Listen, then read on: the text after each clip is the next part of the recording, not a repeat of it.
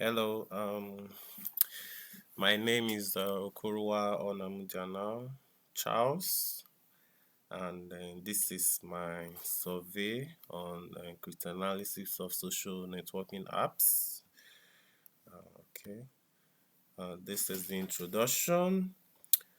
So yeah, I'm going to be discussing on the top five major social networking apps today, such as Facebook, WhatsApp, Instagram, Twitter. Yeah. And I'm going to be discussing how this social networking app has become an integral part of our daily lives.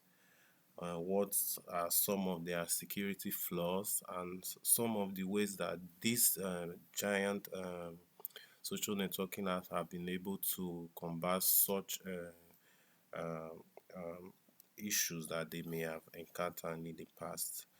I know so many of us we use these social apps, social networking apps to communicate with our friends and family.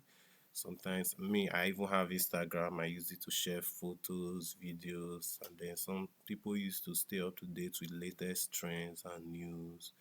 But then, despite all these good benefits, there are still widespread use of this that raises concerns about their security and privacy of the users. But first, let us discuss what cryptanalysis is before we delve into all the cryptographic primitives that are used by these social networking apps. Let us discuss what it is. Put simply, cryptanalysis simply is the practice, science of art of decrypting encrypted message. That is, it is a practice of studying and analyzing cryptographic systems with the aim of finding weaknesses, vulnerability that can be exploited to compromise the security of any system. So that is what cryptanalysis means. So it's actually a study of putting what the knowledge that you have gained into use by trying to find these vulnerabilities that others too can exploit. So you study this, you practice this method of gaining access into such system. So by having that knowledge, it makes it possible for you to know what the vulnerability or weaknesses in such systems are. Then now I'm also going to talk about what the cryptographic primitives are. What does this term cryptographic primitive mean? Well, according to my research, I found out that according to Wikipedia, that cryptographic primitives, they are well established low-level cryptographic algorithms that are frequently used to build cryptographic protocols for computer security systems. So this can include one-way hash function, encryption function, and so many others. So this, as I just mentioned, there are some of these cryptographic primitives that have been taken by these five popular social networking apps that we are discussing. One of that is the WhatsApp. How has WhatsApp been able to secure its the data of its user? Well, for a fact, WhatsApp uses the open source encryption protocol that is called the Signal protocol. The Signal protocol, this provides end-to-end encryption for messaging, voice, videos, and so forth. So by using this protocol, they have been able to guarantee a strong security for all communications of user in the app. Then let's also talk about Twitter. Then what does Twitter use? Twitter uses what we call the TLS, which is the Transport Layer Security Protocol, to encrypt data that are being transmitted between the users and the uh, servers. So yes, this is what the Twitter social networking app uses. Then, before discussing some of the issues or security challenges that this social networking app has faced, I want to first of all discuss the good side, that is the good measures that these social apps have put in place in order to secure the data of its users. Then the next one I'm going to talk about is Facebook. Facebook also uses the transport layer security protocol to encrypt data between its users and its servers. So by using the TSL, it helps them to, just like the Twitter, it helps them to be able to secure this data. And then, like I forgot to mention, that Twitter also uses the RSA public key encryption system. So this helps them to be able to secure this system.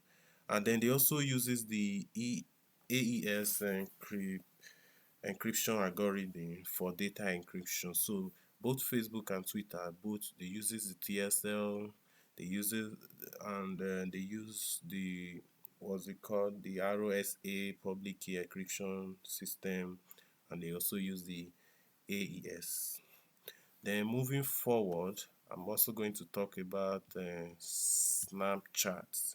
Snapchat also uses the AES encryption algorithm to encrypt messages sent through its platform.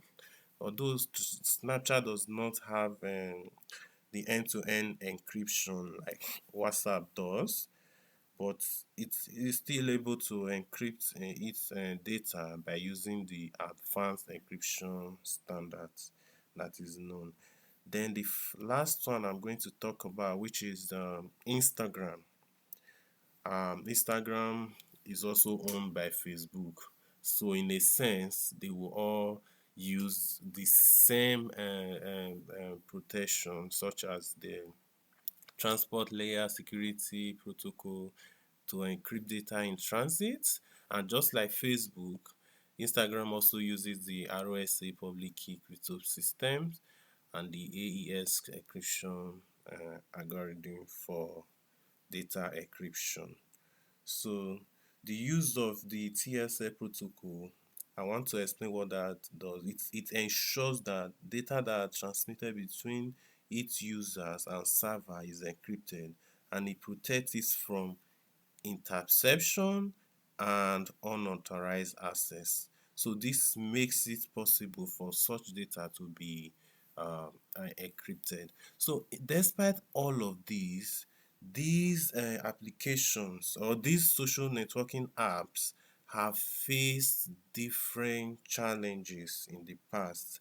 For example, when we talk about WhatsApp, WhatsApp has also faced some security issues in the past. In 2018, I will only make highlight to that.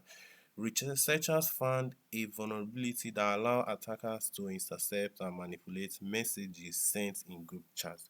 So that was one of the challenge that it faced, but in the end, they were able to combat that challenge.